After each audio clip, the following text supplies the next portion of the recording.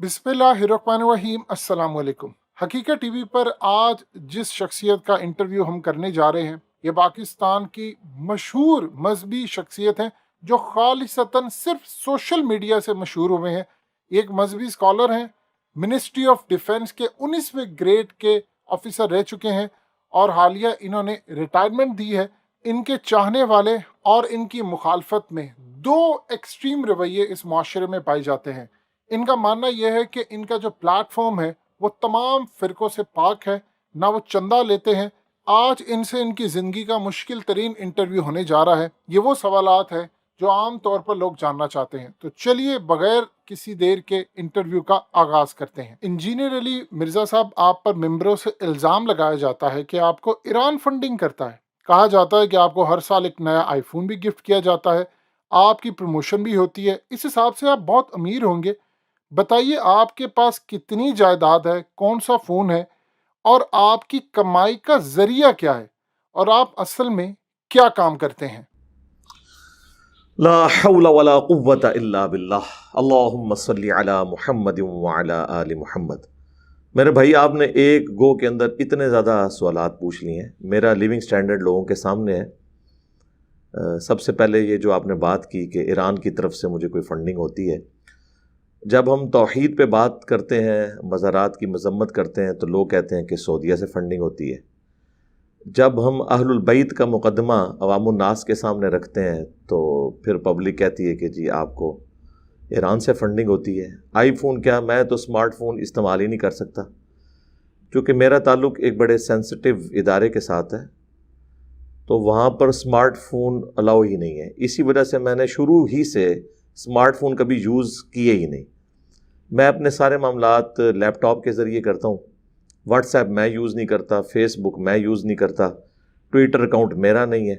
YouTube के ऊपर भी जो वीडियोस हैं वो हमारे स्टूडेंट्स चढ़ाते हैं।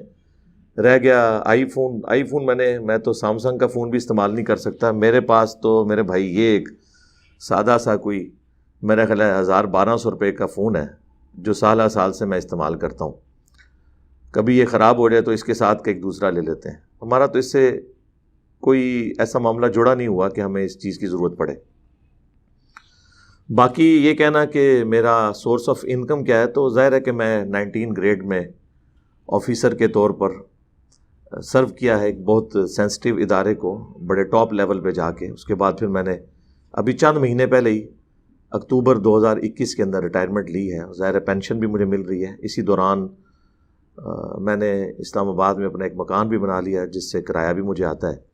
हम कंबाइंड फैमिली सिस्टम में रह रहे हैं। मेरे छोटे भाई भी, अगरचे वो इंग्लैंड में सेटल्ड हैं, दोनों भाई, लेकिन ज़ाहिर है कि फ़ैमिली के साथ तो एक मामला है, उनकी तरफ से भी सपोर्ट है। मेरे माँ बाप भी मुझे सपोर्ट करते हैं। हम इकट्ठे ही रहते हैं जेलम शहर के अंदर, तो इसलिए हमारे ख़र्चे इतने ज़्यादा नहीं हैं। ना मेरी लाइफ कोई लग्जरियस है। एक मोटर बाइक है जिसके ऊपर मैं ट्रैवल करता हूँ। मुझे ऐसा कोई ज़रूरत नहीं पड़ती इस हवाले से।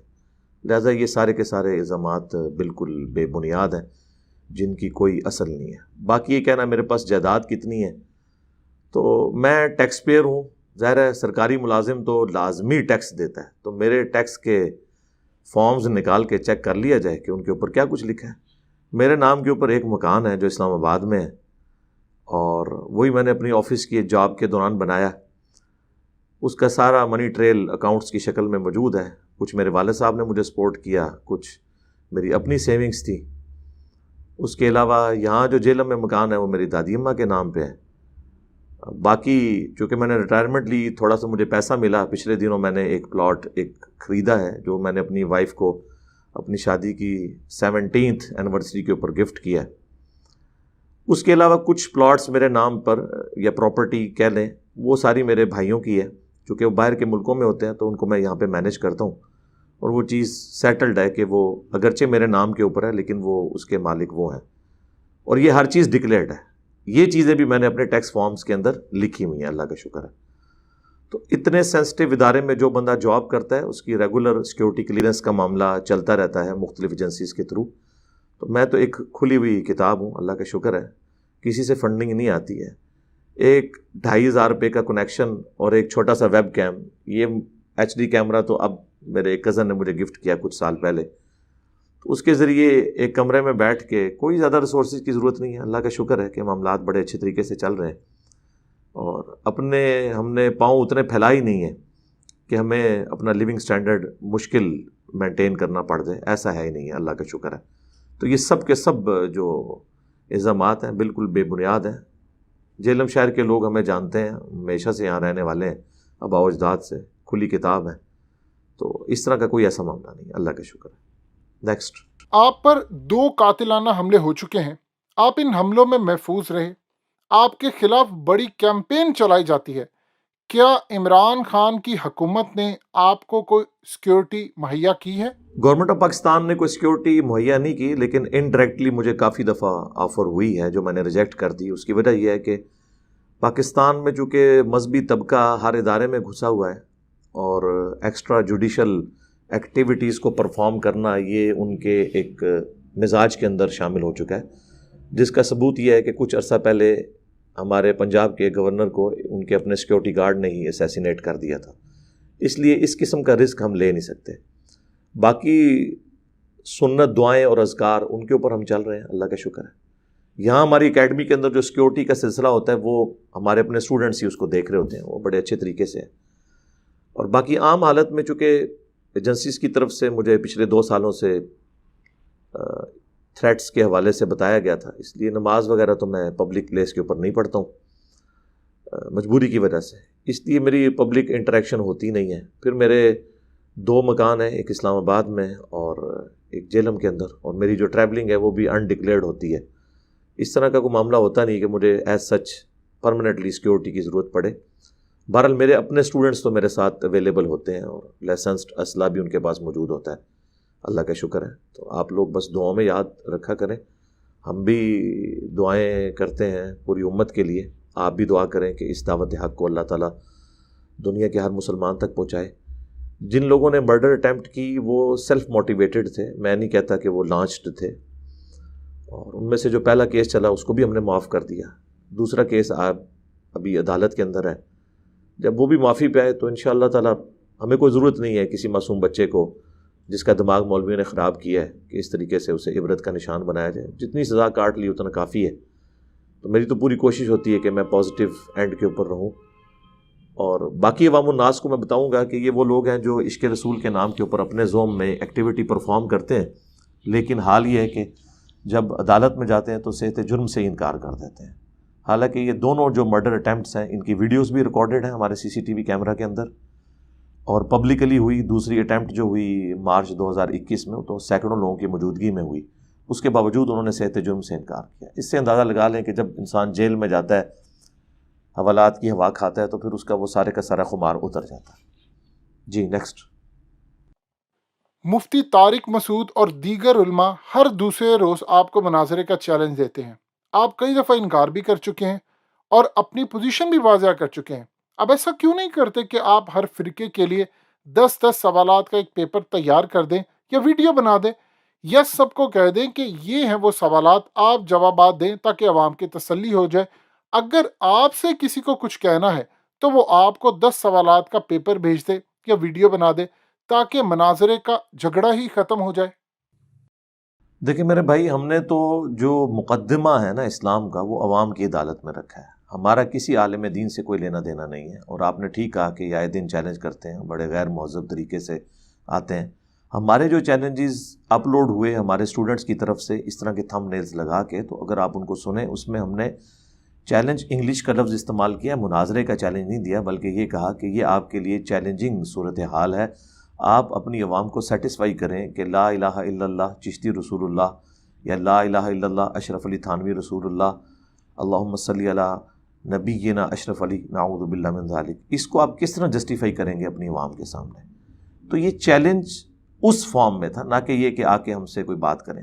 ہاں کچھ عرصہ میں نے پہلے یہ آفر دی ہے کہ ہر مکتب فکر کے بڑے بڑے علماء جو ہیں نا, جو ان کے ڈکلیئرڈ بڑے ہیں, بڑوں کے لانچ کیے ہوئے نہیں بلکہ جو ڈکلیئرڈ بڑے ہیں, جس طرح مفتی تقی عثمانی صاحب دیوبند کی طرف سے, بریلویوں کی طرف سے مفتی منیب الرحمان صاحب, اور اہل حدیث کی طرف سے ساجد میر صاحب, اور اہل تشیع کی طرف سے ساجد نقوی صاحب, یہ سب کے سب جو علماء ہیں یہ آئیں ہماری اکیڈمی میں آ کے ہماری پبلک سے آڈینس سے خطاب کریں، پھر ہمیں بھی اجازت دیں کہ ہم ان کی گیدرنگ میں جا کے ان کی پبلک سے اپنا مقدمہ ان کے سامنے رکھیں۔ تو ہماری طرف سے تو کوئی ایسا معاملہ نہیں ہے۔ 10 سوالات لکھنے کی میرے بھائی ضرورت ہی نہیں ہے۔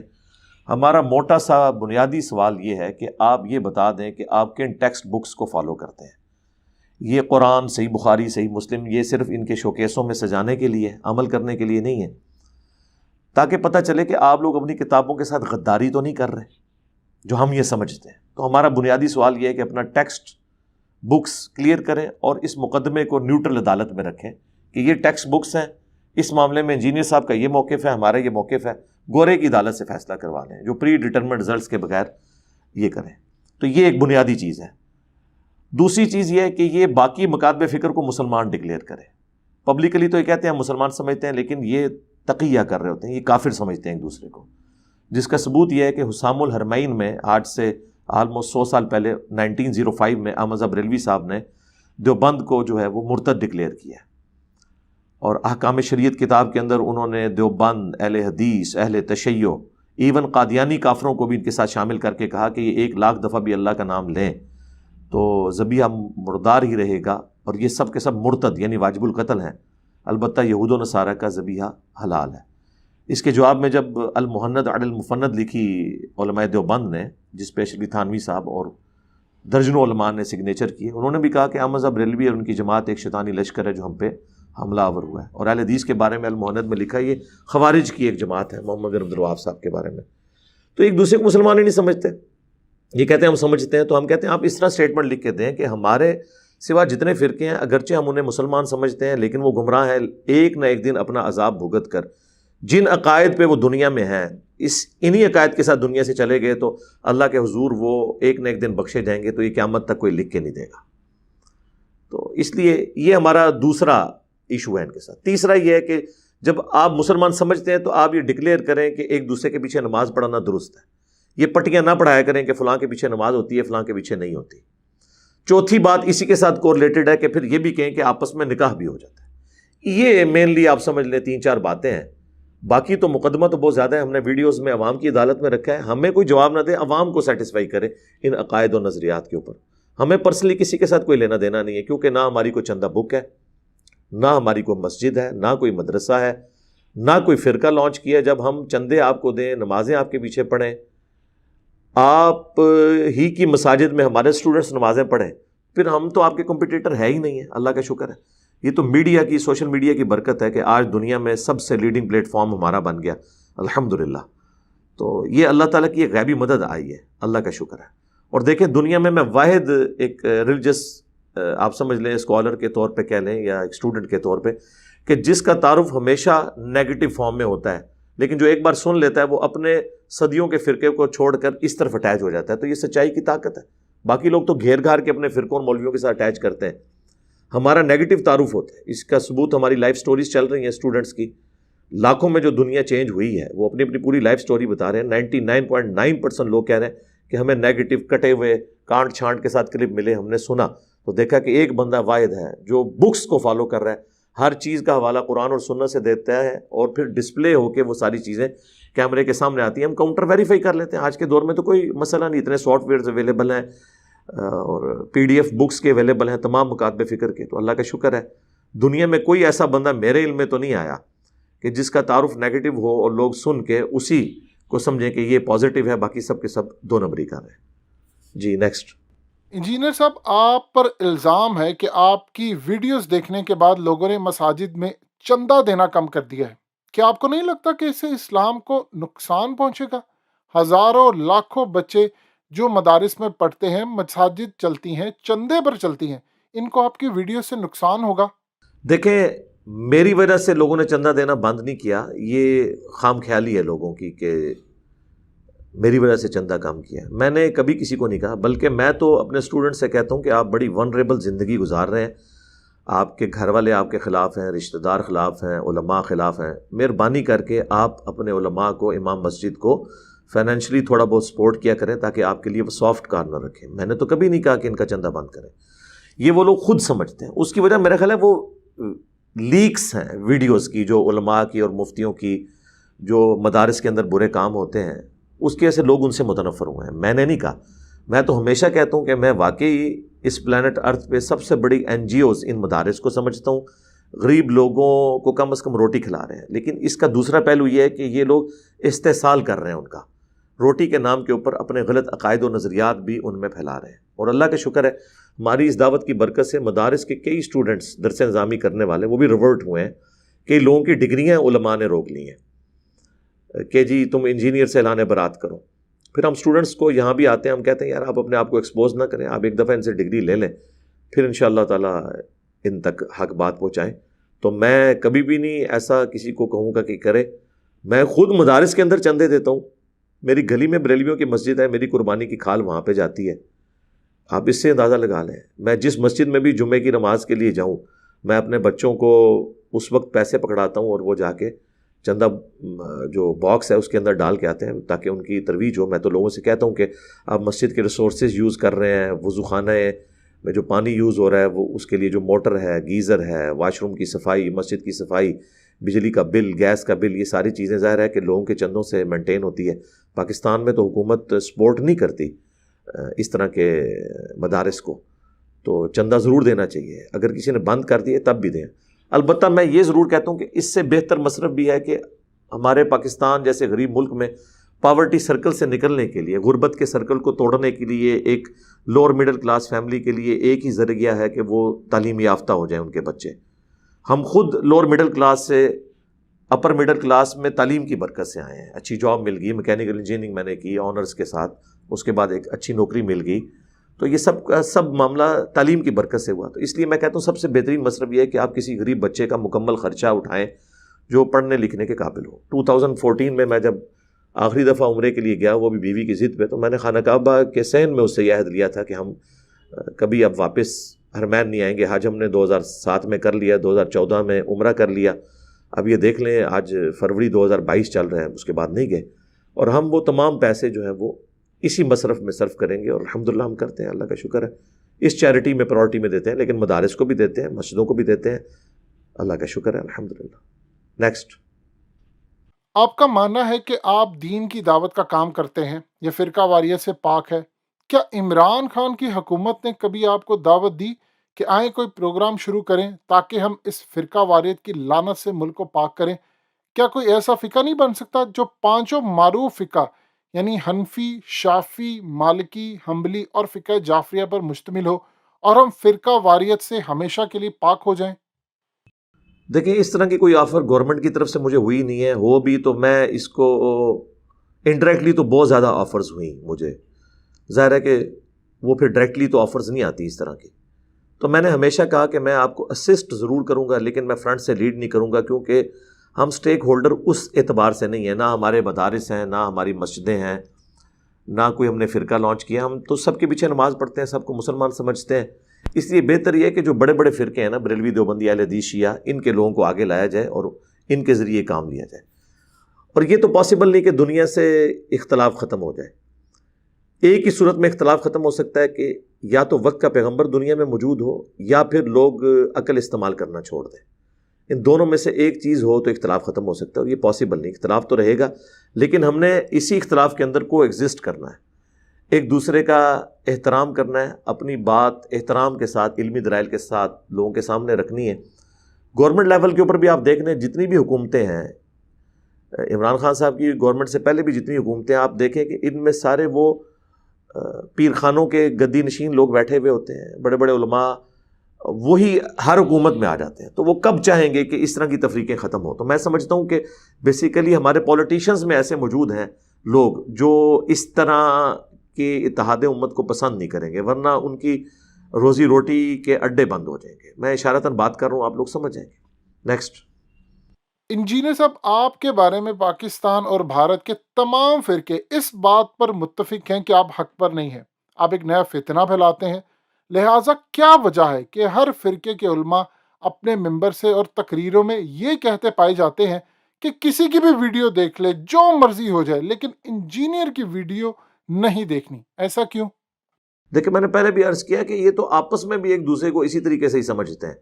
صرف میرا مسئلہ نہیں ہے, انہوں نے آپس میں بھی ایک دوسرے کو کافر ڈکلیئر کیا ہوا ہے، جس کانٹیکسٹ میں نے پہلے بھی بات کر چکا ہوں کہ حسام الحرمین کے اندر احمد رضا بریلوی صاحب نے دیوبندیوں کی جماعت کو واجب القتل قرار دیا ہے، مرتد، اور اس کے جواب میں المحند علی المفند میں انہوں نے بریلوی جو علماء ہیں ان کو ڈکلیئر کیا ہے کہ یہ جو ہے ایک شیطانی لشکر ہے، جس طرح انبیاء کے اوپر شیاطین حملہ آور ہوتے تھے، یہ حملہ آور ہوئے ہیں، انہوں نے ان کو گمراہ ڈکلیئر کیا ہے۔ اہل حدیث ان کو گمراہ سمجھتے ہیں، سب ایک دوسرے کو گمراہ سمجھتے ہیں، تو یہ میرا مسئلہ نہیں ہے۔ باقی کہہ دیا کہ آپ نے کہ جو تمام فرقے ہیں وہ مجھے گمراہ ڈکلیئر کرتے ہیں، تو وہ آپس میں بھی ایک دوسرے کو کرتے ہیں، لیکن اس کا ایک بڑا اچھا پہلو یہ ہے کہ ان کی عوام ہمیں سنتی ہے۔ میرا یہ دعویٰ ہے کہ ہمارا پلیٹ فارم ایسا ہے کہ اس میں کوئی ایک نظریہ بھی ہم نے ایسا لانچ نہیں کیا جو آج سے پہلے 1400 سال میں ایگزسٹ نہ کرتا ہو امت میں کسی نہ کسی فارم میں۔ مثلا اگر میں توحید اتنی سختی سے بیان کر رہا ہوں تو اہل حدیث اسی سختی سے توحید بیان کرتے ہیں۔ اگر میں اہل بیت کا دفاع کر رہا ہوں تو اس سے زیادہ سختی سے اہل تشیع اہل بیت کے دفاع پہ بات کرتے ہیں۔ اگر میں صحابہ کرام کا، خلفائے راشدین کا دفاع کرتا ہوں تو دیوبند اور بریلوی اسی طرح کرتے ہیں۔ اگر میں عشق رسول کی بات کرتا ہوں، محبت رسول کی بات کرتا ہوں صلی اللہ علیہ وآلہ وسلم، تو یہ تمام مکاتب فکر کے لوگ کر رہے ہیں۔ ہمیں کوئی ایک نظریہ بتائیں کہ جس میں کوئی ہمارے ساتھ کھڑا نہ ہو، تو اس کے لیے میں پھر بڑا سخت جملہ بولتا ہوں کہ ہمارے ہر نظریے سے کسی نہ کسی فرقے کی دم پہ پاؤں آتا ہے تو پیرلل میں کسی دوسرے فرقے کی گلے میں ہار جا رہا ہوتا ہے، اور وہ کہتے ہیں انجینئر صاحب کم چک کے رکھو۔ رفع الیدین پہ جب ہم بات کرتے ہیں تو اہل حدیث کہتے ہیں واہ واہ واہ کیا بات ہے انجینئر صاحب کم چک کے رکھو، لیکن بریلوی دیوبندی کہتے ہیں نہیں نہیں آپ تو اختلاف پیدا کر رہے ہیں، ہم تو رفع الیدین نہیں کرتے۔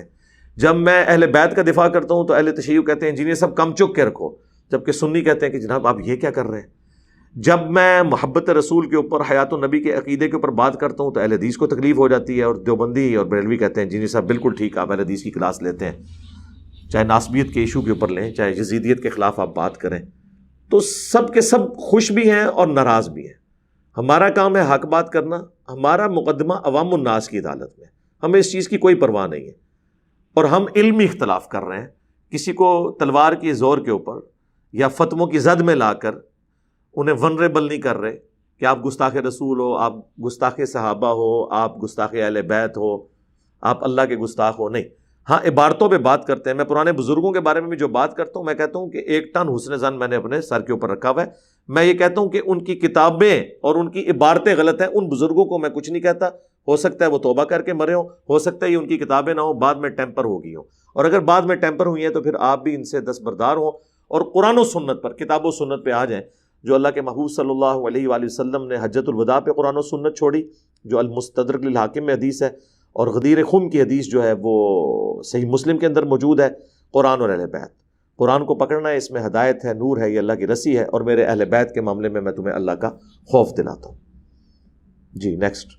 سری لنکن مینیجر کے سیالکوٹ واقعے پر آپ نے الزام لگایا کہ فیکٹری کے مالکان اور گارڈ سب ملے ہوئے تھے، سب نے مل کر یہ واقعہ انجام دیا۔ اس بات میں کتنی صداقت ہے کہ اس کے بعد فیکٹری کے مالکان آپ کے خلاف ہو گئے اور انہوں نے آپ کو نوٹس بھیجا؟ پورا واقعہ بتائیے۔ اتنی جرت کسی کی نہیں ہے ہمیں نوٹس بھیجے، جنہوں نے کام اپنے سامنے ڈلوایا ہے انہیں تو پتہ ہے۔ تو یہ آپ بات پہلے کلیئر کر لیں کہ میں نے قطعاً یہ نہیں کہا کہ انہوں نے قتل کروایا۔ کون فیکٹری آنر چاہے گا کہ وہ اپنے جو کسی ملازم کو یا کسی دوسری کمپنی کا ملازم جو اس میں جاب کر رہا ہو اس کو مروا کے تو اپنی فیکٹری کا کاروبار ختم کرے گا؟ میں نے یہ کہا تھا کہ انڈائریکٹلی اس حوالے سے انوالو ہے، گویا کہ انوالو ہے۔ جس طرح پاکستان میں جو بھی ایکسٹرا جوڈیشل ایکٹیویٹی ہوتی ہے تو میں کہتا ہوں کہ ریاستی اداروں کی غلط پالیسیز، مولویوں کی غلط پالیسیز کی وجہ سے ایسے ہوا ہے، گویا کہ یہ انوالو ہے۔ یہ نہیں کہ وہ کروا رہے ہوتے ہیں، اس میں بھی گویا کہ یہ انوالو ہے، کیونکہ وہاں پہ 8-10 سیکیورٹی گارڈ ہیں 6-6 فٹ کے، اور ہمارے اسٹوڈنٹس تو وہاں پہ ملازم ہیں، وہ بتاتے ہیں کہ وہ ایک تھپڑ مارتے ہیں بندہ دور جا کے گرتا ہے، اتنا ان کا رعب ہے جس طرح کوئی فرشتوں سے جو ہے نا مجرمین ڈر رہے ہوں، اس طرح ان سے ڈرتے ہیں۔ ان کی موجودگی میں یہ ایکٹیویٹی ہونا پاسبل ہی نہیں تھا۔ وہ بھی انڈائریکٹلی اسے سبق سکھانا چاہتے تھے، لیکن یہ قتل نہیں چاہتے تھے کہ وہ قتل ہو۔ لیکن جب موب آتا ہے تو موب کی اپنی سائیکی ہوتی ہے، اس کے آگے پھر آپ کنٹرول نہیں کر سکتے۔ شروع میں تو آپ اس کا مزہ لے رہے ہوتے ہیں، بعد میں وہ آپ کے قابو سے باہر ہو جاتا ہے۔ باقی یہ ٹھیک ہے کہ اس کے آنر نے ہم سے اسی وقت رابطہ کیا تھا، اگلے دن ہی۔ ان کا، میں علی بھائی کا اسٹوڈنٹ ہوں، میں ریگولرلی ان کی ویڈیوز دیکھتا ہوں۔ میرے اور ان کے مشترکہ ایک دوست ہیں سیالکوٹ کے، بہت بڑے وکیل ہیں، وہ اس کے سیالکوٹ بار کونسل کے صدر بھی رہ چکے ہیں، سالہ سال سے وہ اسٹوڈنٹ ہیں، ان کے بیٹے بھی میرے پاس آتے رہتے ہیں، تو نام لیے بغیر میں بات کروں. انہوں نے رابطہ کیا کہ اس طرح جی ان کا میں بات کرتا ہوں. انہوں نے فون پہ رابطہ کیا. میں نے کہا جی ان کو کہ آج ہی آ جائیں ادھر، اپنا سارا ایویڈنس لے کے آ جائیں، جو میں نے کلیمز کیے ہیں اس کے خلاف ان کے پاس کوئی بات ہے تو میں اپنے پلیٹ فارم سے آپ کی ویڈیو بنا کے لانچ کروں گا ساتھ بیٹھ کے، اور اس معاملے کو ہم رفع دفع کریں گے. انہوں نے کہا نہیں آپ ایکسکلوسیولی خود کریں. میں نے کہا یہ تو ہم اس طرح نہیں کر سکتے میرے بھائی، اور اگر آپ سچے ہیں تو اپنے ڈاکومنٹس لے کے آ جائیں، میں تو اپنا پلیٹ فارم آپ کو مہیا کرنے کے لیے تیار ہوں. باقی آپ کے جو تحقیقات ہو رہی ہے وہ اس لیے ہو رہی ہے کہ آپ کے پریمیسز کے اندر یہ کام ہوا ہے. میری اکیڈمی کے اندر کوئی بندہ ناحق مارا جائے خدا نہ خواستہ تو مجھے نہیں لوگ پوچھیں گے آ کے، کیوں نہیں پوچھیں گے، اور میں اپنے آپ کو پیش کروں گا، بجائے کہ کوئی یہ بات کرے کہ انجینئر صاحب کی اکیڈمی میں مارا گیا اور انجینئر صاحب آپ کی سیکورٹی کا یہ لیول تھا، تو میں اس کا جواب دوں گا کہ بھائی میں اس طرح تھا، میں انوالو نہیں ہوں، لیکن میں اس کو منطقی انجام تک پہنچاؤں گا، میں یہ سب کچھ آپ کو سپورٹ کروں گا. اس کی بجائے میں یہ کہوں گا کہ تم نے یہ بات کی، پورے ملک کی اکانومی آپ نے زیرو کے اوپر کر دی، ٹھیک ہے جی، آپ نے ہزاروں لوگوں کی جاب سٹیک کے اوپر لگا دی، آپ کو اندازہ ہی نہیں ہے کہ آپ کی اس فیکٹری کے اندر کیا کچھ ہوا. تو میں نے بار بار آفر کی، میں نے 5-6 دفعہ فون کیا. الٹیمیٹلی ہمارے اور ان کے مشترکہ دوست نے کہا کہ انجینئر صاحب آپ اپنا کام کریں، یہ بس اتنے جوگا نہیں ہے کہ یہ کر سکے. اسے پتا ہے کہ جس طرح مسئلہ میں سے ہینڈل ہوا ہے اس میں وہ انڈائریکٹلی مجرم ہے.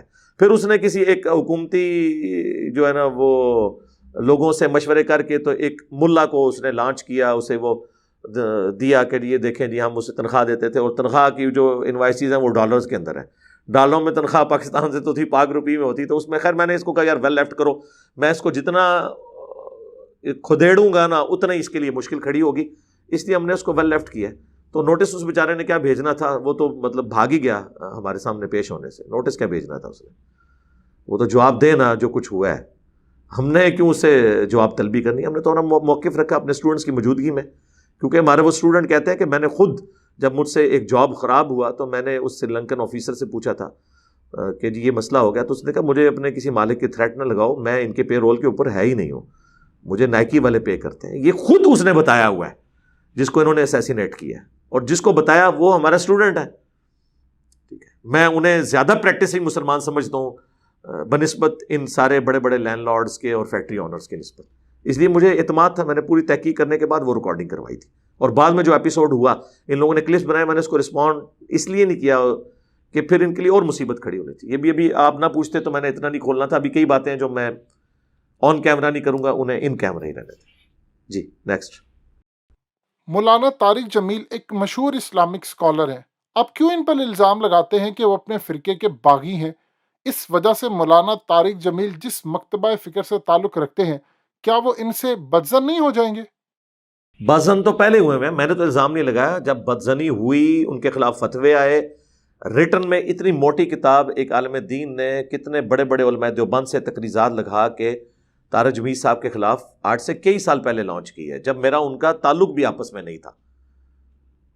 تو طارق جمیل صاحب کو پہلے ہی انہوں نے بدنام کیا. ان کے خلاف ویڈیو کلپس موجود ہیں، آپ دیکھ سکتے ہیں علماء دیوبند کے.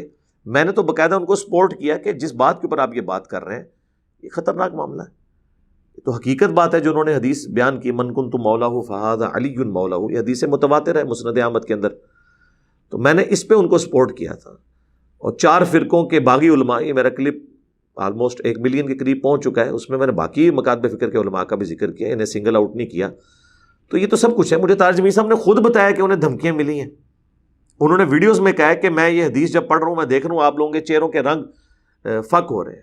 پھر کئی ویڈیوز میں انہوں نے کہا مجھے اپنوں سے تکلیفیں اٹھانی پڑی ہیں. تو اشارتاً تو انہوں نے بھی کئی دفعہ یہ بات کی ہے. باقی نجی محفلوں میں جو کچھ ان کے بارے میں گالی گلوچ کرتے ہیں ہمارے پاس فرسٹ ہینڈ نالج موجود ہے. لہٰذا ہم نے طارق جمیل صاحب کو ونریبل نہیں کیا، بلکہ ونریبل وہ ہوئے ہوئے تھے. ہم نے انہیں سپورٹ کیا ہے کہ ایٹ لیسٹ ہمارے اسٹوڈنٹ ان کی سچائی میں ان کا ساتھ دیں، جو غلط بات ہے اس میں ان سے الگ رہیں. تو یہ بالکل ایسا نہیں ہے جو آپ نے سمجھا. نیکسٹ. آخر کیا ایسی وجہ ہے کہ پاکستان کے ہر گلی محلے میں ایک مسجد ہے، اس کے باوجود لوگ دین سے اتنا دور ہیں جتنا زمین سے آسمان؟ لوگ حرام کھا کر حج عمرہ کرنے چلے جاتے ہیں، حق مارتے ہیں، ایک دوسرے کا خیال نہیں رکھتے. دین کی دعوت ان پر کیوں اثر نہیں کر رہی؟ دیکھیں میرا خیال ہے سب سے اہم سوال اگر آپ کوئی کر سکتے تھے تو وہی ہے. تو اس کا میں جواب ایک ہی دوں گا جو ڈاکٹر اقبال نے صحیح مسلم کی حدیث کا ترجمہ کیا تھا. صحیح مسلم میں حدیث ہے کہ اللہ تعالیٰ اس قرآن کی وجہ سے قوموں کو عروج دے گا اور قرآن کی وجہ سے زوال پذیر کرے گا. وہ زمانے میں معزز تھے مسلمان ہو کر اور تم خوار ہوئے تارک قرآن ہو کر. یہ جواب شکوہ کا شعر ہے جو انہوں نے اللہ تعالیٰ کے بہاف کے اوپر امت تک ایک بات کی ہے، یعنی اپنے تخیل کے اندر.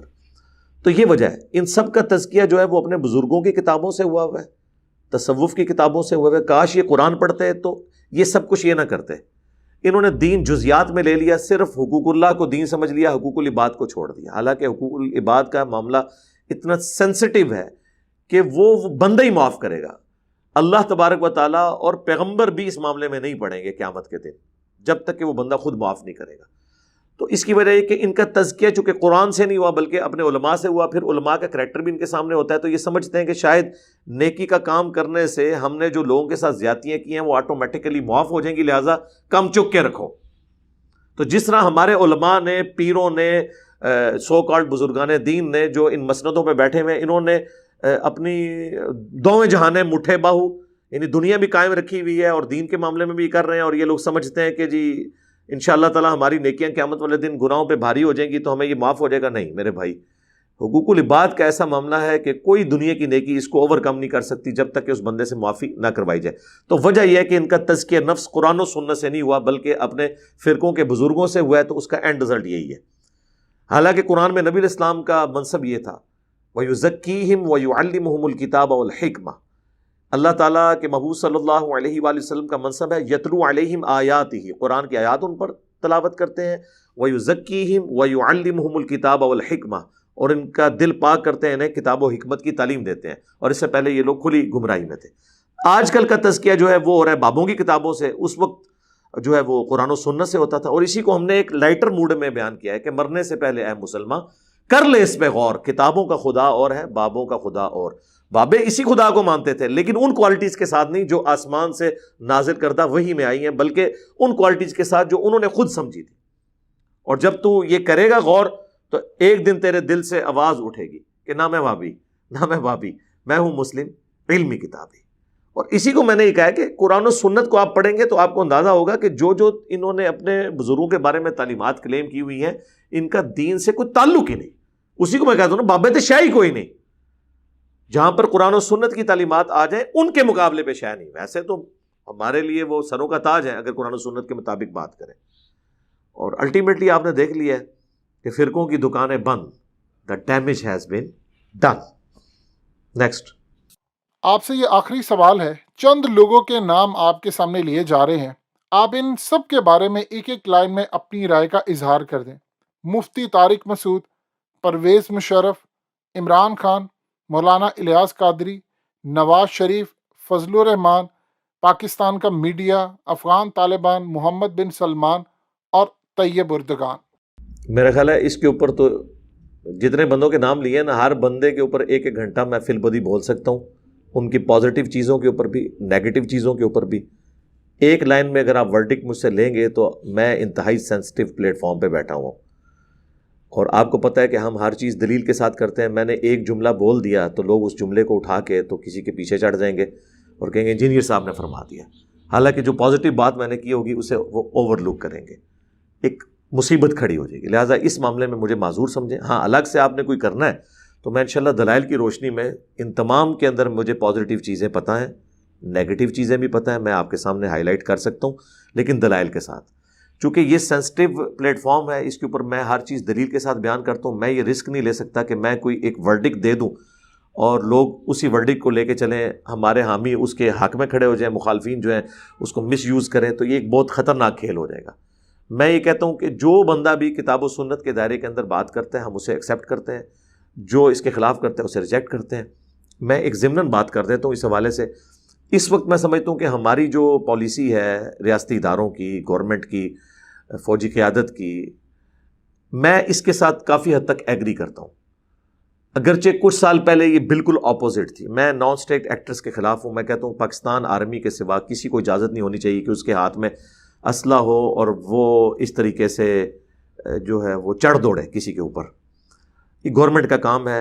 ریاستی ادارے چاہے وہ سول ادارہ پولیس کا ہو اور فوج کا ادارہ ہو، باقی جو نان اسٹیٹ ایکٹرز تنظیمیں جو کسی زمانے میں ہماری غلط پالیسیز کی وجہ سے ہم انہیں اپنا ایسٹ سمجھتے تھے، میں تو اس وقت بھی نان اسٹیٹ ایکٹرز کے خلاف تھا. اب FATF کے بعد تو آپ دیکھ رہے ہیں کہ ہماری پالیسی میں شفٹ آ چکا ہے، اور رد الفساد اور ضرب عضب کی برکت سے الحمدللہ یہ ملک رہنے کے قابل ہو گیا، اللہ کا شکر ہے. اور سب سے زیادہ نفع مجھے پہنچا ہے، ورنہ میں جس قسم کی آؤٹ اسپوکن باتیں کرتا ہوں یا تو یہ میں یورپ اور امریکہ میں رہ کے کر سکتا ہوں یا پھر پاکستان میں، وہ بھی آج کے پاکستان میں، ورنہ آپ دیکھیں پہلے تو یہاں کوئی صورتحال ہی نہیں تھی. تو اس وقت میرا یہی موقف تھا جو آج ہے. البتہ ہمارے ادارے کسی اور پیج کے اوپر تھے، آج بائی چانس وہ اسی پیج پہ ہیں. اسی وجہ سے بعض لوگ مجھے سمجھتے ہیں کہ میں ایجنسیوں کا بندہ ہوں. بالکل ایسا نہیں ہے، اگرچہ میرا تعلق ایک ڈیفنس کے ادارے کے ساتھ ہے، اور میں ظاہر ہے کہ پاکستان کے نظریات کے اوپر کوئی کمپرومائز کرنے کے لیے تیار نہیں ہوں. میری ایک جذباتی ایفیلیشن بھی ہے اور علمی ایفیلیشن بھی. اس کے باوجود آپ دیکھیں گے کہ جب کبھی بھی کوئی حکومتی ادارہ، کوئی ریاستی ادارہ کوئی ایکسٹرا جوڈیشل ایکٹیویٹی پرفارم کرتا ہے، میں اس کو ڈنکے کی چوٹ پہ کہتا ہوں کہ یہ غلط ہے. جہاں پہ ان کی اچھی بات ہے میں اس کی حمایت کرتا ہوں. لہٰذا ہم سے کوئی یہ چیز ایکسپیکٹ نہ کرے کہ ہم کسی کے لیے کام کر رہے ہیں. ہاں، آٹومیٹیکلی کسی کے ساتھ کوئی چیز میچ کر جائے تو اس کا یہ مطلب نہیں کہ میں اس کے لیے کام کر رہا ہوں. مجھے ضرورت نہیں کسی کے لیے کام کرنے کی میرے بھائی. کل کو ہماری کوئی اور پالیسی شفٹ ہوتی ہے، میں پھر یہیں پہ کھڑا رہوں گا. میں اسی پالیسی کو بہتر سمجھتا ہوں کہ نان اسٹیٹ ایکٹر کی بجائے گورنمنٹ کا، اداروں کا کام ہے کہ وہ ریاست کو چلائیں، اور ہر ایک بندے کو مذہبی آزادی ہو، وہ علمی طریقے سے اپنا پوائنٹ آف ویو لوگوں کے سامنے رکھے. اور یہ جتھے اور دھرنے اس قسم کے جن میں اسلحہ انوالو ہو، لوگوں کی لائف ونریبل ہو اور روڈز بلاک ہو جائیں، میں ان کے بالکل خلاف ہوں. پہلے بھی خلاف تھا، اب بھی خلاف ہوں. اور میں سمجھتا ہوں کہ یہ چیزیں اس ملک کو سیکولرزم کی طرف لے جائیں گی، اور جو ہمارا خواب ہے کہ یہاں پر اسلامی نظام ہو، وہ چکنا چور ہو جائے گا. اور پھر انہی مولویوں نے کہنا ہے کہ سیکولرزم کی طرف کیوں چلا گیا. تو میں سیکولرزم کو ان مولویوں کے ہتھے یہ ملک چڑھ جائے اس سے بہرحال بہتر سمجھتا ہوں. کم از کم مجھے آزادی تو ہوگی. آئیڈیل تو یہ ہے کہ اسلامی نظام ہو، لیکن اگر ان کے ہاتھوں میں آ گیا حکومت کا نظام، یہ تو کسی کو نہیں چھوڑیں گے. میں اس لیے اکثر کہتا ہوں کہ ہمارے ملک کے اندر پاورز دو ہی ہیں، نمبر 1 ملٹری، نمبر 2 ملا. اور آپ نے دیکھ لیا ہے. اس کی میں تفصیلات میں جاؤں تو پھر میں کئی باتیں کروں گا. تو خدا کے لیے ہماری جو آئین کے اندر جس کی جو ذمہ داری طے ہے پولیٹیکل گورنمنٹ کی، ریاستی اداروں کی، خواہ وہ جوڈیشری ہو، خواہ وہ فوج ہو، خواہ پولیس ہو، یہ ساری کی ساری چیزیں اپنے دائرہ کار کے اندر ان معاملات کو لے کے چلنا چاہیے، اور کسی نان اسٹیٹ ایکٹر کے حوالے اس ملک کو قوم کو نہیں کرنا چاہیے. میرا خیال ہے کافی ہے. آپ نے جتنے سوالات کیے، جزاکم اللہ خیرہ، کہ آپ نے مجھے موقع دیا کہ میں اپنا پوائنٹ آف ویو عوام الناس کے سامنے رکھوں. اس سے زیادہ تفصیلی گفتگو ہو سکتی تھی، لیکن چونکہ آپ نے مجھے ایک لمیٹڈ ٹائم دیا، میں نے کوشش کی کہ اپنا پوائنٹ آف ویو آپ کے سامنے رکھ دوں. سبحانک اللہم و بحمدک، اشہد ان لا الہ الا انت، استغفرک و اتوب الیک، وما علینا الا البلاغ المبین. جزاکم اللہ خیرا.